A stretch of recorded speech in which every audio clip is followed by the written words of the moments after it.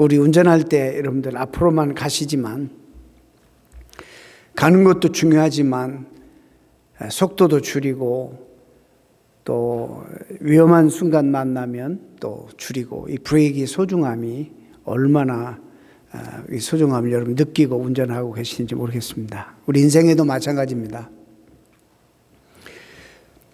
빨리 가는 것도 중요하지만 속도도 줄이고 뒤를 또 돌아다보고 내 인생의 삶을 점검하고 바로 가는 것이 훨씬 더 중요하기 때문에 우리의 삶 속에 많은 우리가 흔히 말하면 규제나 규범이나 이런 것들이 우리를 불편케 하는 것이 아니라 어쩌면 그렇게 느껴지지만 우리를 행복하게 만드는, 안전하게 만드는 너무 중요한 장치다, 이런 생각을 하게 되는 겁니다. 제가 요즘은 자주 전화도 못 합니다만은 또 손자 이야기해서 죄송합니다. 할아버지가 안돼 보면 이해를 못 하실 겁니다. 가끔, 정말 가끔 너무너무 보고 싶어서 전화를 하는데 억지로 전화를 받습니다. 억지로 전화를 받는데 아빠가 퇴근해서 화면 앞에 세우고 인사하라고 하고 하는데 최근에 며칠 전에 전화하는데 둘째 녀석은 컴퓨터 게임 하는데 뒷꼭지만 보고 쳐다보질 않습니다. 얼굴을 볼 수가 없습니다. 인사해야지 그러니까 컴퓨터 쪽을 보면서 하이 할아버지 그리고는 제 얼굴을 쳐다보지도 않습니다. 이게 상태가 좀 심각하고 그래서 전화를 이제 아이들은 빨리 게임에 하는 대로 가고 제 아들하고 통화를 했습니다. 좀 걱정이다. 제가 또 서운하기도 하지만 또 기회를 통해서 이야기를 해야 될 것 같아서 너무 아이들이 컴퓨터를 너무 좋아하고 절제를 못하면 이게 정말 위험한데 이렇게 해도 되느냐. 충분히 합니다. 숙제하고 할 공부하고 그런 걸로 꼬셔가지고 컴퓨터 게임 30분 1시간 하게 해준다 이렇게 꼬셔가지고 그렇게 한다는 거예요. 알죠. 알지만은 참 우리가 성장할 때에는 뭐 가지고 놀 만한 장난감도 없었고 자연을 벗삼아서 있는 것 가지고 만들어서 크리에이티브하게 만들어서 이렇게 많이 놀았는데 요즘은 이렇게 자연이 좋고 나가서 놀 때도 너무나 많은데 아이들이 컴퓨터 앞에서 여기에 완전히 중독이 되어 있지 않는가 이런 생각을 하면서 좀 걱정을 합니다. 제가 미국에서 공부를 했고 또 캘빈에서 오래 공부했기 때문에 어떻게 소문이 났는지 문제가 발생하면 저한테 연락이 옵니다. 한국 학생들이. 그 부모들이 어떻게 알고 하는지는 잘 모르겠습니다만은 그 자녀들이 한국에서 외고도 다니고 탁월한 그런 학생들이 SAT 같은 거 거의 만점 수준에 잘 맞아서 영어로 공부하니까 영어가 불편하지 않으니까 바로 미국에 있는 크리스천 유니버시티를 찾습니다. 에모리, 캘빈, 위튼 이런 세계적인 학교를 찾아서 그래도 자기들이 따라갈 수 없는 형편이니까 환경이 좋은 기독교 학교로 보내야겠다 해서 애들을 보냅니다. 그렇게 우수했던 학생들이 한 학기 지나고 두 학기째 되면 학교에서 등록을 안 받아준다는 통보를 합니다. 부모들이 충격이죠. 깜짝 놀라죠. 내 아들이 어떤 아들이, 내 딸이 어떤 딸이었는데 이렇게 탁월한 애를 등록을 안 받아준다. 이게 말이 안 되는 겁니다. 그래가지고는 비행기 타고 날라옵니다. 어떻게 알았는지 목사님 좀 도와주십시오. 학교에 이사를 하셨다면서요. 한국 사람들은 뭔가를 좀 포지션을 굉장히 중요하게 여기죠. 그래서 뭐 제가 나왔으면 되는 줄 알아요. 절대로 안 됩니다. 제가 충격받을까 봐 마일드하게 미국이라는 나라는 그렇게 되어지는 게 아니고 무슨 이유가 있겠죠. 목사님 그래도 말이 그렇죠. 크리스천 유니버시티인데 우리가 따라올 수 없어서 이렇게 좋은 기독교 학교에 맡겼는데 어떻게 이렇게 은혜가 없이 등록을 안 받아줄 수 있습니까? 잘못해도 용서도 하고 무슨 말인지 이해는 합니다만은 이제 제가 가보면 알겠습니다만 그래서 여기서 또 제가 섬기는 입장에서 2시간 반 운전해서 갑니다. 한국에서부터 초죽음이 돼가지고 오셨는데 어떻게 안 갑니까? 그래서 가보면 대부분 이렇습니다. 제가 4건 최근에 당한 일들입니다. 탁월한 아이들이에요. 정말 공부도 잘하고. 근데 부모를 떠나서, 부모의 간섭과 규제를 떠나서 이곳에 오니까 기숙사 생활을 하는데 애들이 뭐 하냐면 게임을 합니다. 컴퓨터 게임을 하는데 저는 그런 거 몰랐어요. 자기 혼자 게임하는 것이 아니라 누구를 불러냅니다. 컴퓨터에서. 불러내서 걔하고 게임을 하는 거. 경쟁하고 이기고 지고. 그러느라고 밤을 샙니다.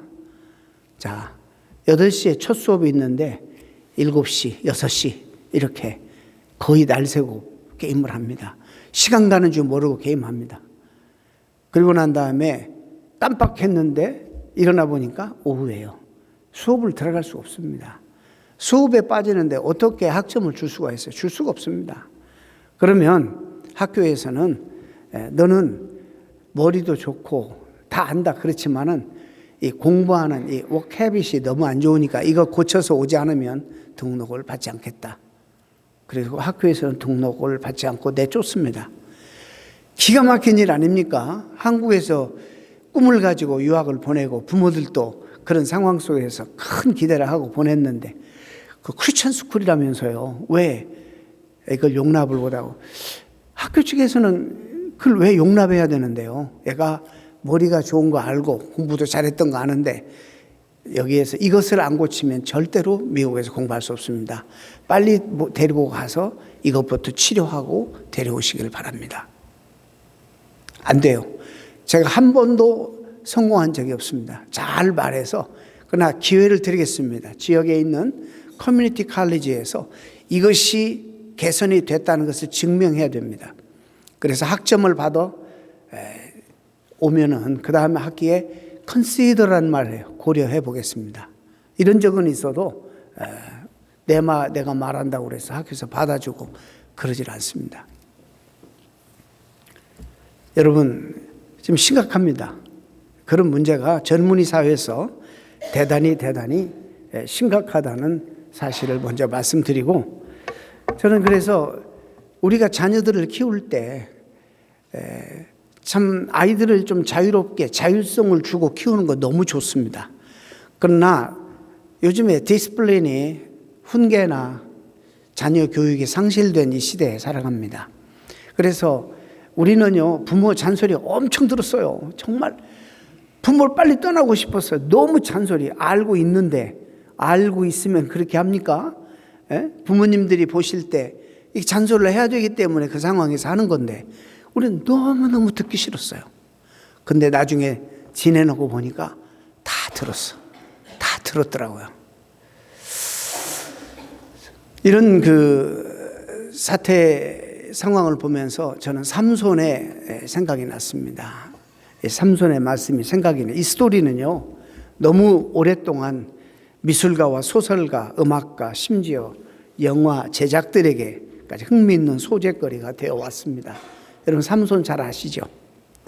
헬라 장사 헤라클레스에 비교되었고 초대교회 교부 오리게닌 같은 사람은 예수님을 예표하는 그런 사람이라고까지 얘기했고 오리게는 조금 건전치 못한 사람이라고 그런다면 우리가 신학을 초대교회 때 집대성한 어거스틴도 바로 삼손을 예수님의 예표라 얘기한 적이 있습니다.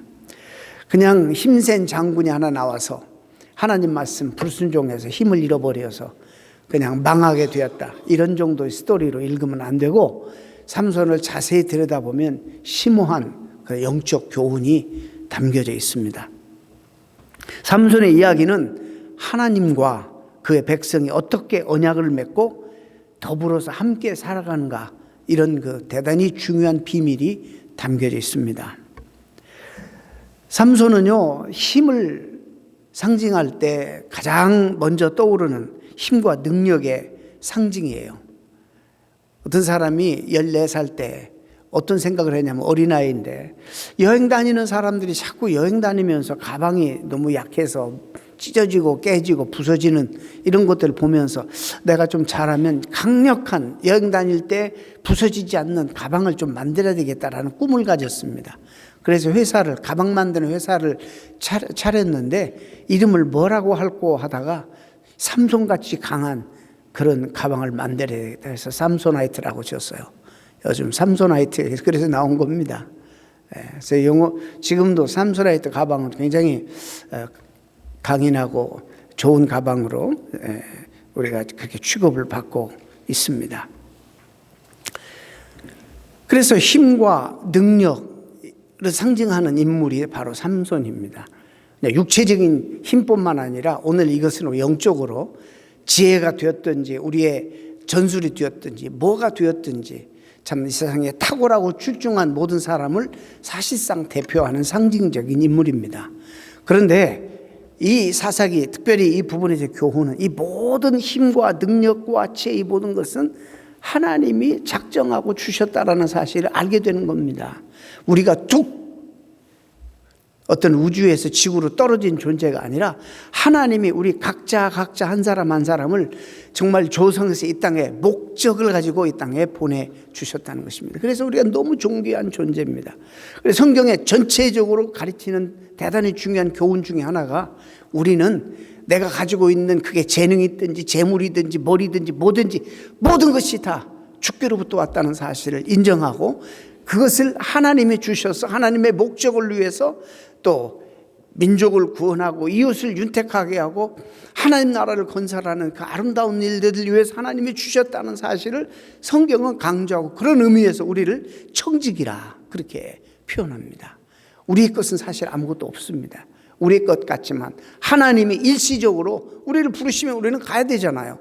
우리에게 맡기신 것들을 우리는 잘 관리하는 청지기에 불과하다는 사실을 오늘 이 말씀에서 우리에게 또 교훈하고 있습니다. 우리에게 모든 것을 whatever we have 이것은 comes from God.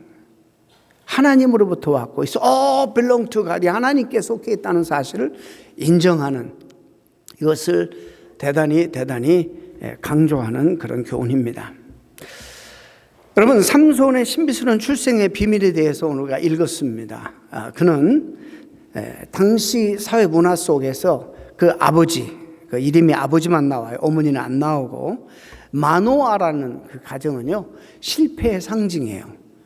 저주의 상징이에요. 이 가정은 당시에 사내 아이를 낳지 못하면 여자는 신의 저주와 그 다음에 남자도 이 세상에서 실패를 상징하는 그런 가정이었습니다.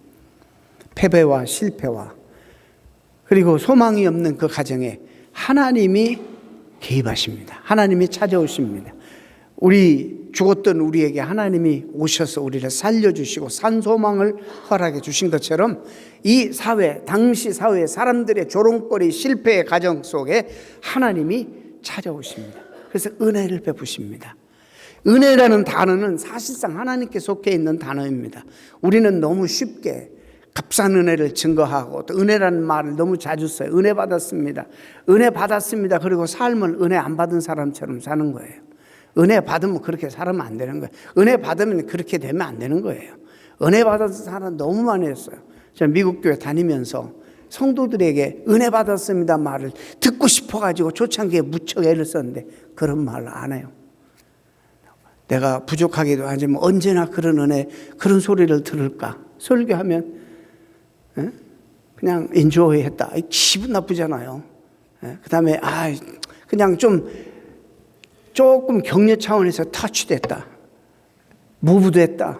뭐 인스파이어 됐다. 뭐 이런 얘기는 했지만 은혜가 쏟아졌다는지 그런 말 잘 안 씁니다. 은혜라는 단어는 하나님께 속한 단어예요. 사실상 은혜라는 단어는 도저히 받을 자격이 없는 자에게 일방적으로 하나님께서 그쪽에서 베푸시는 호의, 사랑, 이것이 은혜예요. 받을 자격이 있어서 받는 것이 아니라 받을 자격이 없는 자들에게 주시는, 하나님 편에서 주시는 일방적인 사랑과 호의가 바로 은혜입니다.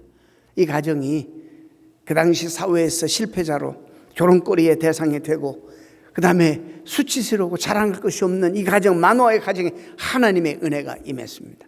그리고 내가 네 가정, 너희를 통해서 내가 네 민족을 구원할 특별한 일을 내가 할 텐데 아들을 줄 것이다.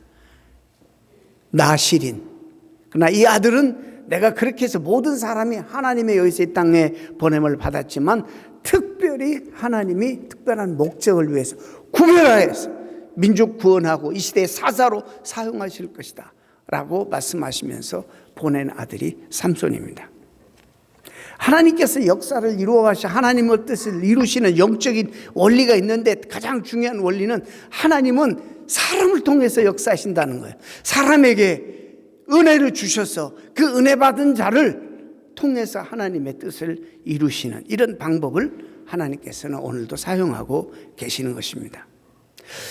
그래서 하나님께 드려져 쓰임받은 모든 것들을 우리는 어떻게 말하냐면 구별되었다. 그래서 우리 모두는 다 구별된 사람들입니다. 세상으로부터 구별된 거룩한 무리들이 바로 성도예요. 이 성도가 그런 뜻이에요. 우리는 구별된 자예요. 우리는 이제 하나님의 나라를 위해서 하나님을 계시하는 계시 백성, display people, 또 세상과 구별되게 삶으로 contrast people, 구별된 사람으로 우리는 하나님 앞에 부름을 받았습니다. 그래서 우리는 하나님을 계시해야 돼요. 하나님을 드러내야 돼요. 우리의 세상 사람과 다른 삶의 매력을 통해서 그런 구별성을 통해서 하나님을 계시하는 그런 계시 백성이 바로 저와 여러분이라는 사실입니다. 그렇기 때문에 우리는 참으로 하나님께서 우리에게 은혜를 주셨다라고 말할 때에는 이런 부분이 강조된다는 것입니다. 그래서 이 성경의 나실인, 그 가운데서도 특별히 하나님의 특수 목적을 위해서 부름받은 그런 사람을 나실인이에요. 근데 나실인은 의도적으로 외형적으로도 세상 사람과 구별되게 하기 위해서 머리를 자르지 못하게 했어요. 민수기에 보면 나와요. 머리를 자르지 못하게 했어요. 나지르라는 그런 히브리 말인데 머리를 못 자르게 했고 포도주와 독주를 마시지 말라고 그랬어요. 그걸 금하게 했어요. 그 다음에 세 번째는 부정한 것을 또 먹지 말게 이렇게 민수기에서부터 정하셨어요. 마지막 구약의 나실인이 누군지 아세요? 세례 요한입니다. 그래서 그는 광야에서 맥두기와 석청을 먹으면서 낙타털을 걸치고 가죽띠를 메고 회개 메시지를 외쳤잖아요. 오늘의 나실인은 누굴까요? 목사입니까? 어느 면에서 그럴 수 있지만 여러분 모두가 다 나실인이에요. 우리 모두가 다 종교개혁의 가장 위대한 재발견이 뭐냐면 만인 제사장설이에요. 성직자만 구별되어서 사역하는 것이 아니라 여러분 모두가 하시는 모든 일이 구별된 성역이에요. 성직이에요. 직장생활하든지 뭐든지. 그래서 만인 제사장설이 한국교회는 굉장히 강조되지 않고 문제가 많지만은 종교개혁의 500년 전에 가장 위대한 발견 중에 하나가 만인 제사장, 왕같은 제사장이라는 거예요. 성경이 얘기하고 있어요. 거룩한 백성이라는 거예요. 그래서 우리 모두가 다 목사만이 아니라 목사는 구별됐어요. 말씀을 가지고 섬기는 일로 구별받았어요. 여러분 모두가 다 구별된 사람들이에요. 그런 의미에서. 삼손이 태어나서 자란 지역을 오늘 본문 2절에서 분명히 말해. 소라 땅의 단지파 가족 중에 이 단서에 대단히 중요한 단서예요. 무슨 단서냐? 단지파 사람인데 단지파는 그 지파가 할당을 그 분배를 받았을 때에 그 민족에서 가장 대표적인 유대 땅, 유대 지파의 바로 옆에 있는 이스라엘 땅의 가장 남쪽 지역의 땅을 분배를 받았습니다. 그 가운데서도 소라라는 땅은 어떤 땅이냐면 셰필라라는 말이 있어요. 이거 뭐 구릉지, 즉 산간 지역과 농사를 지을 수 있는 평지 그 사이의 구릉지가 바로 셰필라예요. 그 지역에서 그는 태어났어요. 이게 무슨 말이냐? 뭘 엿볼 수 있느냐? 이 솔로몬이 아니라 이 삼손은 대단히 중요한 사명을 부여받고 이 땅에 태어났는데 어디 저 섬이나 어디 세그리게이트된 어떤 딴 지역에서 태어나서 자란 것이 아니라 정말 가장 유혹이 많은 세상의 한 복판, 한쪽은 하나님 백성의 언약 백성의 규정을 따라야 되고 한쪽은 비교적 자율적인 자유로운 그 블레셋의 문화를 또 따라야 되는 그런 한 복판에 그가 태어났습니다. 하나님이 우리를 어디에 보내셨어요? 하나님은 그의 교회를 어디에 보내셨어요? 세상의 한복판에. 하나님의 백성과 모여서 하나님의 언약 백성답게 또 언약을 따르는 그런 하나님의 규제도 우리가 따라야 되지만, 동시에 이 세상의 자로운 아주 세속적인 문화 속에서 우리 정체성을 지켜내야 되는 그런 대단히 중요한, 그러면서도 어려운 그런 환경 속에 우리가 지금 신앙생활하고 자라고 있는 것입니다.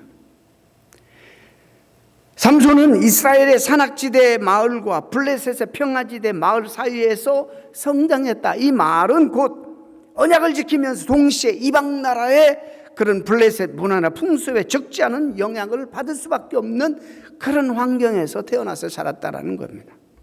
그런 속에서 자기 신앙, 자기 정체성, 또 하나님이 규정하신 그 규정, 자기 운명으로 받아들이고 그걸 지키면서 살아야 되는, 좀 동정하자면 삼손이 그런 문화 속에서, 그런 환경 속에서 자라고 성장했습니다. 영적으로 크게 유혹을 받을 수밖에 없었던 이유와 배경을 본문에서는 암시하고 있는 것입니다. 분명히 그는 나실인으로서 구별되게 살아야 돼요. 어느 누구보다도 외모도 구별되게 살아야 되는데, 근데 블레셋은 상당히 이스라엘 민족에 비해서 상당히 그 융통성이 많았어요. 다 열어놓았어요. 이스라엘은 이방인과 결혼을 못하게 했지만 이 블레셋은 해도 된다고 자율성을 많이 제공했어요. 정말 자유로웠어요. 그들 문화를 자유롭게 또 공유하도록 뭐든지 할 수 있도록 그렇게 이 블레셋은 자율성을 허락했습니다. 이스라엘 백성들은 답답하고 규제 속에 얽매여 있다가 그런 것들이 아마 부러웠는지도 몰라요. 그러면서 그 이방 문화를 자기도 모르게 따라가고 부러워하고 하다 보니까 여러분 점점점 서서히 망해가고 블레셋의 그 문화의 노예가 되고 있다는 것 사실 자체도 모르면서 잠식당하고 있었습니다. 이런 환경 속에서 삼손이야말로 사사로서 분명한 자기 정체성을 유지하고 하나님 정말 운명적으로 자기가 태어난 목적이 그거니까 받아들였어야 되는데, 그도 죄인인 그도 사람인지라 영향을 받고 점점점 나태해집니다. 영적으로 심각하게 나태해지고 결국 소명의식도 희미해져 버리고 자기의 정욕, 육체의 정욕에 따라 살게 되어버립니다. 명령하신 하나님의 규제와 명령을 지키지 않습니다. 그리고 결국 벗어나게 됩니다. 삼손이 누렸던 그 자유는 결국에 자유가 아니었고 원수 블레셋의 또 다른 억압과 속박이었다는 사실을 삼손이 사사기에서 보여주고 있습니다. 여러분, 제가 오늘 왜 어쩌면 우리가 규제가 큰 우리에게 축복일 수 있다. 하나님 말씀이 우리에게 이래라 저래라 이렇게 하지 말라 하라, 이것이 하나님이 우리를 사랑해서 주셨던 말씀이라면 정말 이것이 우리에게 큰 유익과 축복이 될 수 있다. 말씀을 증거하려고 하는 겁니다. 엘리 플롬이라는 독일의 철학자가 있습니다. 그 사람이 히틀러가 등장했을 때에 너무 조짐이 안 좋아서 미국으로 망명한 사람입니다.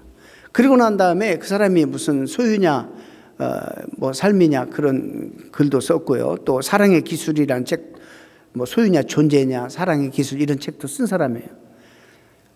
그다음에 또 결정적으로 그가 어떤 책을 썼냐면 미국 망명 생활하면서 왜 사람은 엄청난 자유가 주어지면 잠시는 좋아하는데 그 자유에 대해서도 불안해하는가? 왜 그럴까? 그러면서 그가 연구하기 시작해요. 사람의 존재론적인 사람의 모습들을 분석하면서 인간에게 양면성이 있다는 것을 정확하게 분석합니다. 그러니까는 자유를 갈구해서 자유가 주어지면 동시에 조금 누리다 어딘가 좀 불안해하면서 구속당하기를 원하고 그걸 찾고 있는 거예요. 1차 세계대전 이후에 폐허된 독일이 얼마나 어려웠습니까?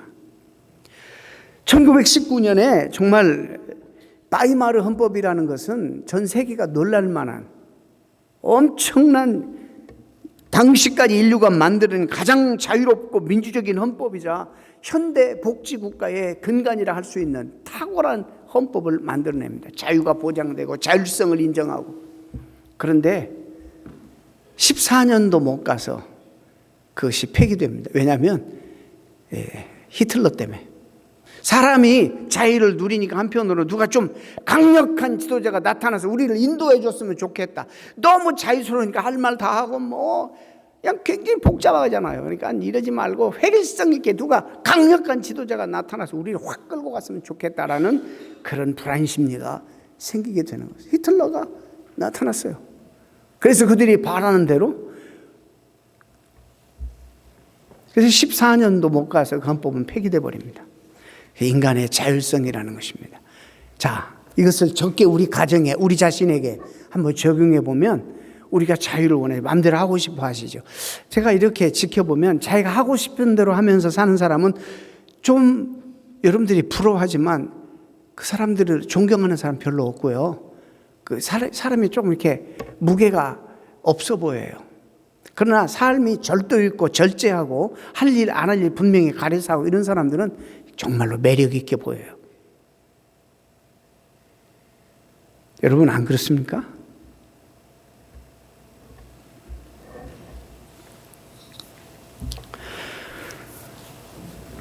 (14년) 만에 그 헌법이 막을 내리고 인류 역사상 최대의 재앙인 제2차 세계대전의 암울한 그림자가 히틀러를 통해서 드리워지는 겁니다. 이것이 인간이에요. 우리 자녀들에게 자율성을 많이 허락해야 되죠. 그러나 그 안에 디스플린이 없으면 it's dangerous.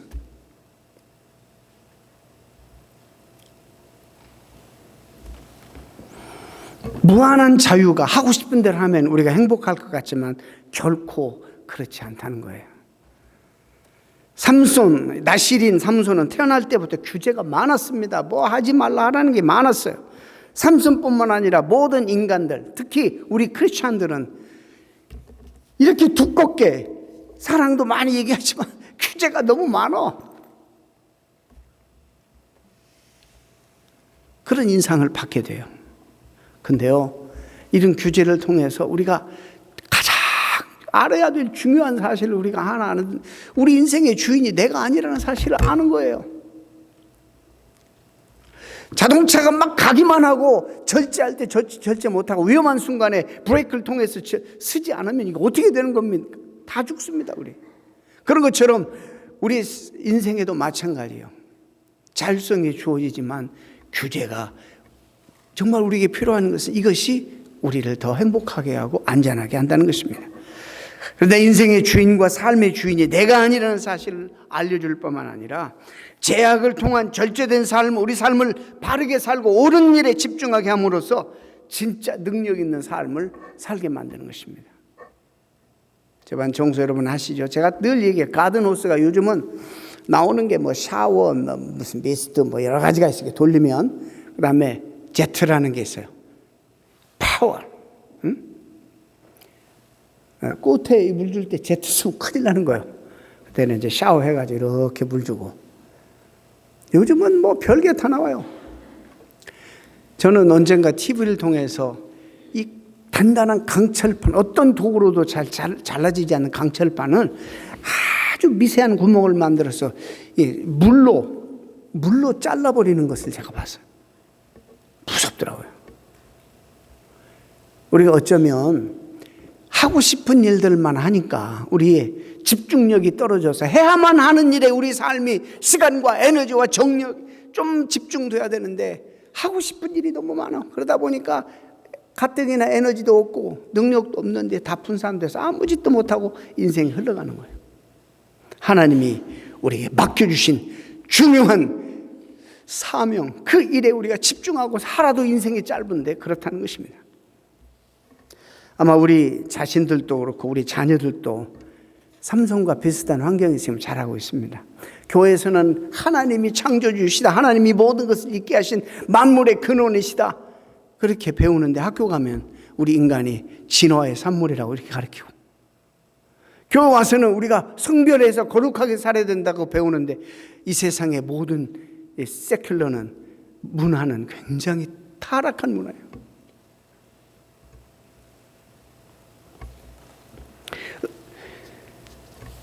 음란한 풍조의 유혹에 시달리죠.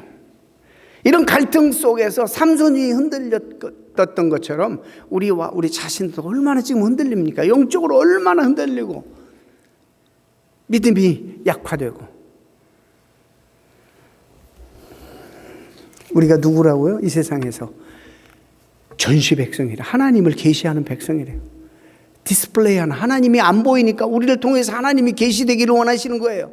컨트라스트 피플이라는 거, 구별이 안 되니까 우리는 세상 사람과 구별된 그런 색다른 삶으로 그 매력으로 하나님을 증거해야 된다는 거예요. 근데 지금 이런 얘기하면 생소합니까? 적어도 우리 교인들은 지금 7, 8년 전부터 이런 얘기 듣고 왔는데 전혀 여러분들에게 생소하지 않는 그런 단어일 줄로 믿습니다. 그게 지금 그렇게는 정확하게 못 살아도 이것이 우리가 살아가야 될 그런 모습이고 방향이다 정도는 여러분 다 아실 거예요. 로마서 7, 8장을 보면 사도 바울이 강력하게 뭘 주장하냐면 우리는 분명히 어디에 속해 있다. 마귀의 종에 속해서 죄의 종이 되든지 아니면 성령께 속해서 하나님의 종이 되든지 둘 중에 하나지 중간지대는 없다고 얘기합니다. 이 시대의 두 싸움이에요. 지난주에 이어서 말씀드립니다.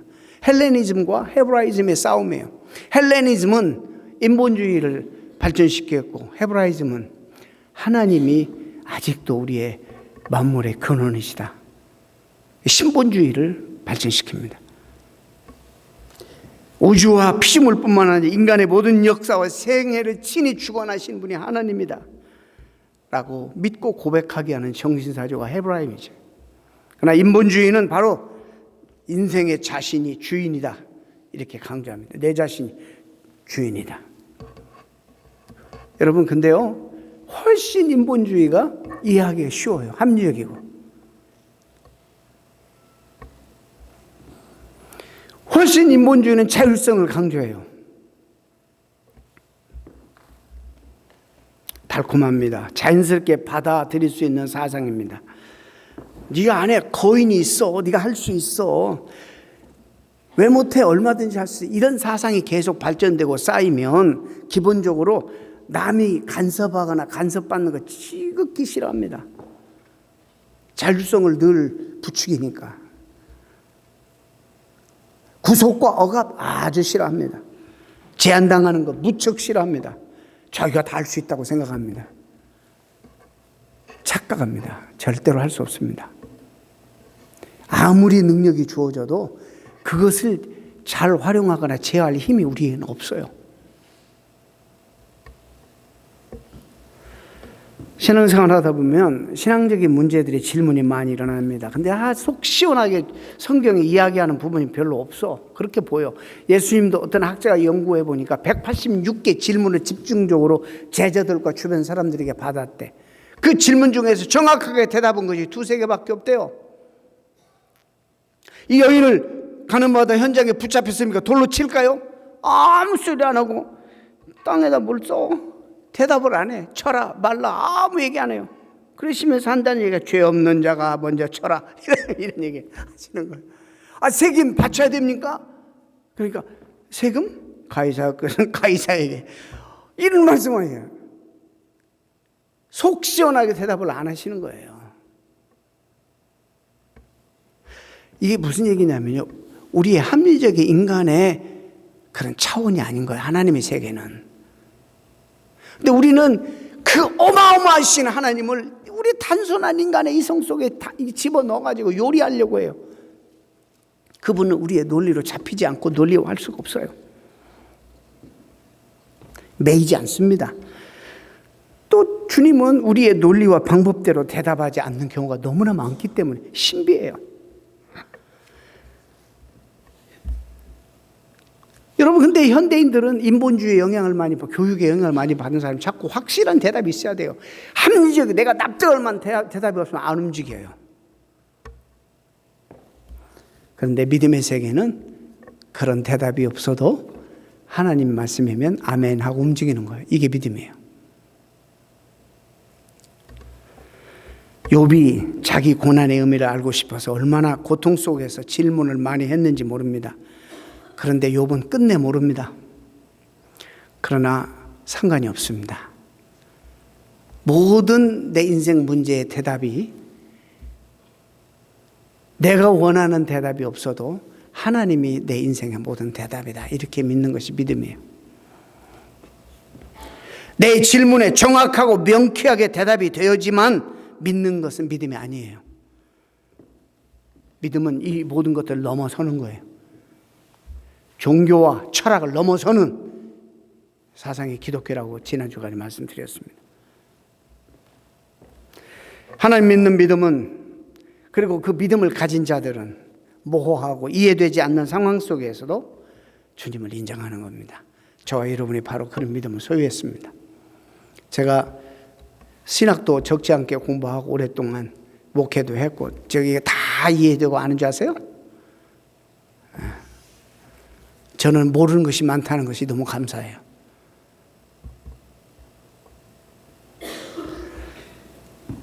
제약과 제한을 두신 이유, 능력과 행복한 능력 있는 삶을 살고 행복한 삶을 살게 하시려고 하나님께서 그러셨습니다. 본문 5절에 보면 너무너무 기가 막힌 문장이 나옵니다. 하나님께 바치온 나실인이 됨이라 그가 블레셋 사람의 손에서 이스라엘을 구원하기 시작하리라. 이 말씀을 우리말로, 지금의 말로 이해 쉽게 표현하자면, 구별된 성도, 저와 여러분이 구별된 성도, 하나님께 바치온 자들이라.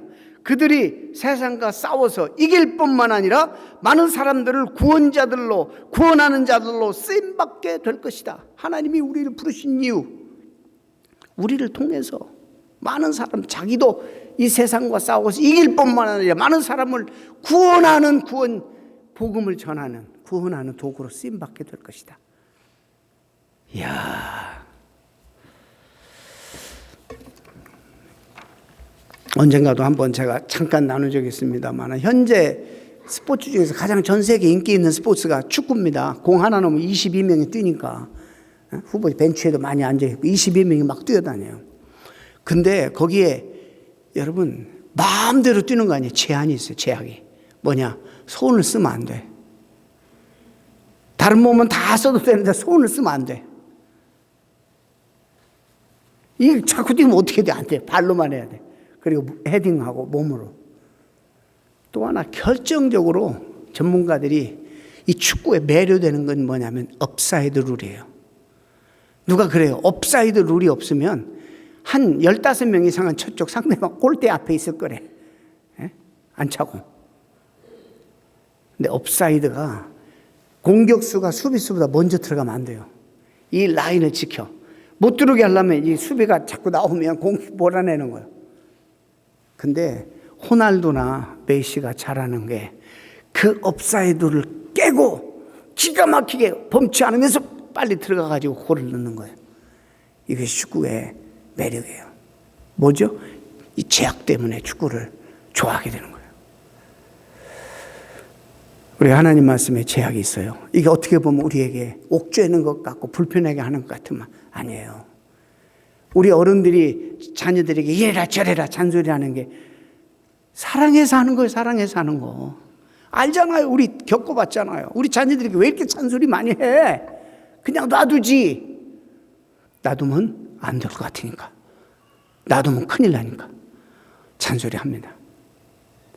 사랑받는 자녀가 되도록, 하나님뿐만 아니라 많은 사람들에게 사랑받고 인정받는 아이들이 되도록, 이들이 행복하게 살 수 있도록 하기 위해서 잔소리하는 것. 놔두면 안 돼. 우리 아이하고 우리 나이 차이가 이 정도고 지식 수준 차이도 얼마 안 되는데도 이러는데, 하물며 하나님과 우리의 차이는 비교할 수가 없는 거예요. 그 하나님이 우리 골탕 먹이려고, 옥죄려고 이거 규제를 만드셨을까? 여러분 생각해 보시기 바랍니다. 여러분 인생에 브레이크가 있어야 됩니다. 잘 가고 있는지, 그냥 가기만 하고 돌아보지 않고 좋은 방향으로 가고 있는지, 제대로 가고 있는지 살피시고, 하나님이 주신 제약이 우리를 축복스럽게 하고 건강하게 만드는 복된 축복이라는 것을 인식하시기를 축원합니다. 기도합니다. 하나님 감사합니다.